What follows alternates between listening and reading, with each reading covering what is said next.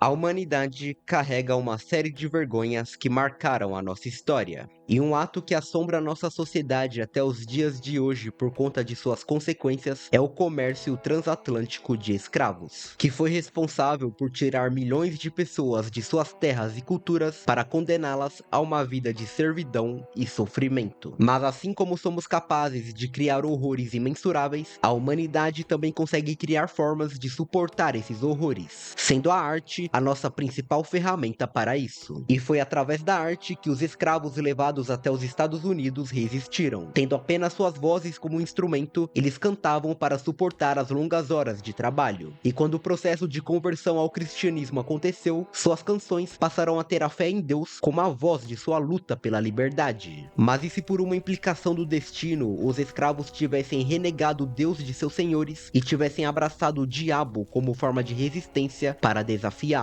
Eu sou o Bantin e hoje eu vou apresentar para vocês um dos projetos musicais mais interessantes, controversos e criativos dos últimos tempos, a banda Zeeuwen Ardor.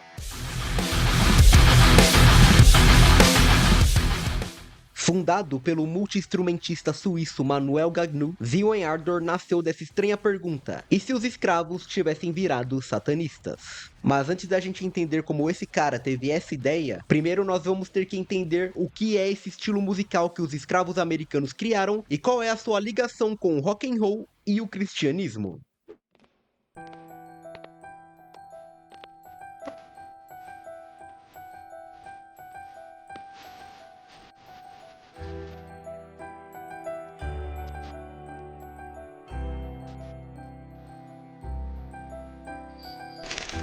A música afro-americana representa uma das mais ricas expressões culturais que esse mundo já viu. Do hip hop ao jazz e do blues ao rock and roll, seus ritmos e estilos marcaram a história da música para sempre. Mas muitos desconhecem o fato de que seus primeiros suspiros rítmicos surgiram nas plantações de algodão e nas noites tortuosas nas senzalas. Herdando as tradições de suas terras nativas, os escravizados passaram a adaptar cânticos folclóricos de seus povos em canções que traduziam suas angústias naquela nova vida na qual eles foram obrigados a viver. Cantar era necessário para resistir à dor e expressar a revolta que sentiam. A criatividade que dava forma à arte os faziam se lembrar de quem eram e do que tinham perdido. E como seus instrumentos de percussão e tambores eram proibidos em várias colônias, o improviso ditava o ritmo dessas músicas, ao passo que eles usavam palmas, batidas de pé e até o som das correntes como instrumentos musicais. Além de que uma das principais características desses cantos ser uma tradição africana de música de trabalho agrícola, que consiste num formato de chamado e resposta, onde uma voz principal canta o verso, enquanto as outras a acompanham respondendo com um refrão.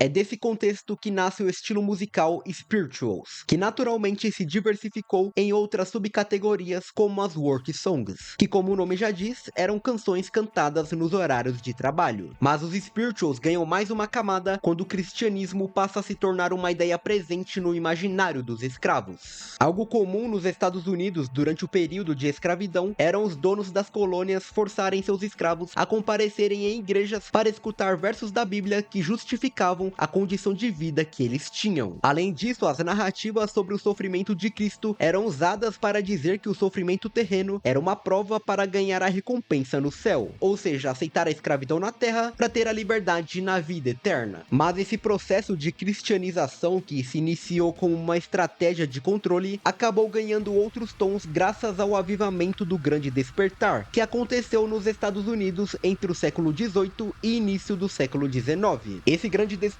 foram ondas de avivamento religioso protestante que se espalharam pelos Estados Unidos, com pregadores indo para todos os cantos do país para passar a mensagem do evangelho para multidões ao ar livre, e também aos escravos. Após essa exposição ao cristianismo, os escravos passaram a enxergar nas histórias bíblicas um reflexo de suas próprias histórias e sofrimentos, além de encontrarem esperança através da promessa da salvação divina. Só que mesmo aderindo à fé de seus opressores, os escravos eram proibidos indivíduos de se organizarem para professar os princípios do cristianismo e pregar suas interpretações da Bíblia. Isso fez com que eles passassem a se organizar secretamente durante a noite em reuniões que ficaram conhecidas como Hush Harbor, onde eles se juntavam para compartilhar os ensinamentos bíblicos a partir de uma perspectiva que entrelaçava a ideia da salvação divina com a liberdade da escravidão. E esses temas passaram a ser abordados nas canções do Spirituals, mas de uma forma disfarçada, com duplos sentidos e mensagens subliminares nas entrelinhas que continham mensagens de esperança e até dicas de como fugir das fazendas.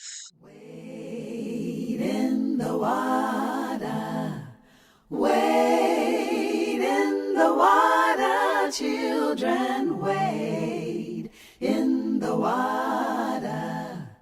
God's gonna trouble the water. Para seus senhores, aquelas letras possuíam apenas um teor religioso, mas para eles, elas tinham um significado profundo e mensagens secretas que mais ninguém conseguia decifrar. Após a Guerra Civil Americana e a conquista da abolição da escravidão, as letras dos Spirituals, que até então eram uma tradição oral passada através das gerações de escravo para escravo, passaram a ser registradas, compiladas e publicadas. E grupos como Fisk Jubilee Singers ajudaram na popularização internacional do estilo. E uma vez que um estilo musical é lançado para o mundo, o processo natural é que ele evolua, se aperfeiçoe e se transforme em algo novo. E os Spirituals em específico é responsável por uma série de metamorfoses que deram origem a diversos estilos musicais que herdaram o seu legado, a começar pelo gospel, o jazz, o blues, o R&B e, é claro, o rock and roll.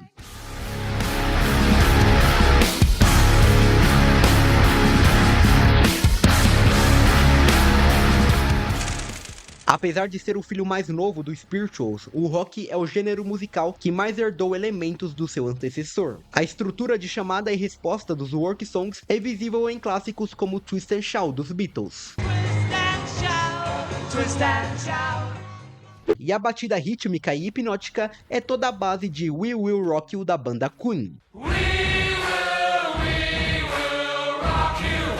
Além de ser o rock quem mais criou músicas com aquela mesma intensidade emocional que os Spirituals tinham, e que trouxeram de volta à vida temas de libertação e rebeldia contra a ordem estabelecida, mas sem perder o valor pelo sagrado. Até porque a mãe e criadora do rock and roll, aquela que foi uma das primeiras a usar distorção pesada em uma guitarra elétrica, foi a Sister Rosetta Tharpe, que deu seus primeiros passos na música dentro do meio gospel. Mas eis que o rock dá luz a um filho rebelde, chamado Heavy Metal, que não tem tanto apreço pelo que é considerado sagrado. E assim como os Spirituals, o Heavy Metal vem dando origem a diversos estilos musicais diferentes. E um desses estilos é o Black Metal. E a partir daqui a gente pode finalmente entender o que é o projeto musical Zeal in Ardor e essa sua ideia de transformar os Spirituals em um estilo musical satânico. Toda essa história começa com o fundador desse projeto, o suíço Manuel Gagnon, que é filho de mãe afro-americana e pai suíço, ambos músicos e que o trouxeram para o mundo da música desde cedo. E em 2012, o Manuel estava tentando criar um novo projeto musical, algo que realmente o fizesse usar todo o potencial da sua criatividade. Foi então que ele decidiu ir ao 4chan e pedir sugestões aos usuários de dois gêneros musicais diferentes para ele combinar e fazer uma música. Eis então que um cara responde dizendo para ele misturar black metal com música negra. Na verdade, ele não disse exatamente música negra, né? Ele disse aquela palavra com N, né? Até porque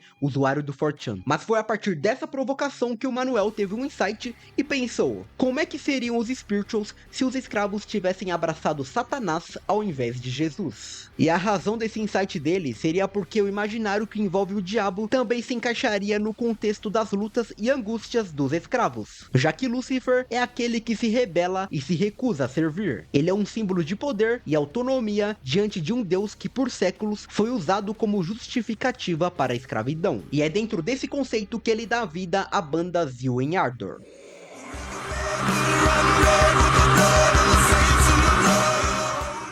Fundindo a temática e a atmosfera crua e satânica do black metal com o ritmo e sons do Spirituals e outras vertentes da música afro-americana, o Zeal in Ardor mostrou em seus poucos anos de existência que não é só uma das bandas mais inovadoras dos últimos tempos, mas também uma das mais ousadas. Manuel Gagnon não tem receios em pegar gêneros tão puristas e radicais como o black metal e até a própria música afro-americana e transgredir suas regras ao mesmo tempo em que mantém suas características definidoras e ainda brinca com outros estilos estilos musicais como a música de vanguarda e eletrônica. Seu primeiro disco, lançado em 2016 e intitulado Devil is Fine, é uma jornada pelo experimentalismo musical. Nele escutamos as batidas rítmicas e vocais típicos da música afro-americana, junto dos riffs trêmulos, os blast beats e os vocais rasgados do black metal, em uma harmonia única e fascinante entre dois estilos opostos. Além disso, as letras das músicas possuem um aspecto blasfemo e anticristão, mas de uma forma disfarçada pelo modo como são escritas e cantadas. Se você escutar músicas como Come On Down e Blood in the River, vai perceber que em vários momentos elas parecem muito com louvores de igreja. Mas assim como os spirituals tradicionais dos escravos possuíam mensagens secretas em suas letras, as músicas desse disco também possuem significados ocultos, que evocam rituais de enforcamento e perseguição racial que os afro-americanos sofriam nas mãos dos supremacistas brancos, enquanto evocam o diabo como libertador dos oprimidos. A imagem de Satanás aqui não representa o mal, e sim a recusa de um Deus que compactuou com a escravidão. E eu também não posso deixar de falar da capa desse disco, que apresenta o selo de Lúcifer sobre uma foto de Robert Smalls, um homem que nasceu escravo e que durante a Guerra Civil Americana conseguiu libertar a si mesmo e mais 17 escravos comandando um navio de transporte confederado, e que mais tarde chegou a se tornar um político republicano. A presença do Robert Smalls na capa não é à toa. Ele é alguém que ascendeu através da revolta, reassumiu as rédeas de sua existência e seguiu a vida que ele queria. Um simbolismo obviamente conectado com a ideia individualista e transgressora do satanismo. Devil is Fine foi aclamado pela crítica e apareceu em todas as listas de melhores álbuns de 2016, impulsionando Zeal and Ardor a se tornar uma das mais icônicas bandas do metal moderno. E aproveitando a visibilidade que conseguiu na cena, Manuel Gagnu logo compôs e lançou seu segundo disco, onde os conceitos apresentados anteriormente se aprofundam ainda mais na história dos afro-americanos e nas simbologias satânicas e ocultistas. Don't you dare look away. Don't you dare. Stranger Fruit foi lançado em 2018, e o título é uma alusão direta à canção Strange Fruit, eternizada pela cantora Billie Holiday, que denuncia os linchamentos e perseguição contra pessoas negras no sul dos Estados Unidos. Nesse álbum, o som apresentado é muito mais sombrio e a temática das letras vão desde demônios bíblicos até elementos Lovecraftianos e referências a Aleister Crowley, mas sem perder todo o contexto envolvendo violência racial e o apagamento histórico. Além de que a mistura de black metal com spirituals é aperfeiçoada, onde ele ainda traz elementos de outros estilos musicais afro-americanos como o soul, blues e o jazz, inserindo mais cânticos e coros nas músicas, especificamente na Ship on Fire, a melhor do disco pra mim, onde os coros criam uma atmosfera que condiz perfeitamente com toda essa ideia de escravos africanos se rebelando com o poder de Satanás.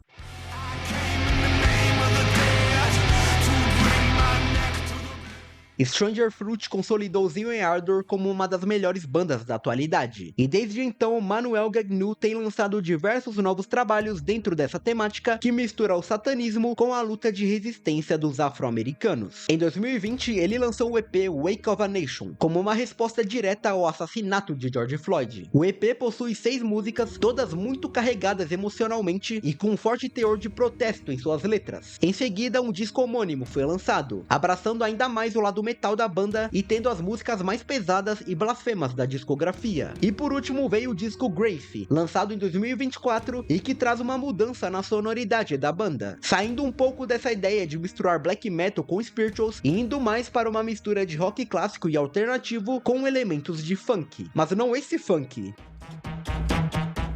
e sim esse aqui. Mas o que torna o Zeal and Ardor tão especial não é simplesmente essa mistura de dois estilos musicais tão diferentes, e sim como a criatividade humana é capaz de criar formas de arte que ressignificam a nossa própria história. Como seria se os escravos tivessem se tornado satanistas? Julgando por como nosso mundo funcionava, é provável que o destino dos afro-americanos tivesse sido ainda pior do que já foi nas décadas que seguiram a abolição da escravidão. Mas na música, a única coisa que eles encontraram para expressar suas dores, qualquer futuro é possível.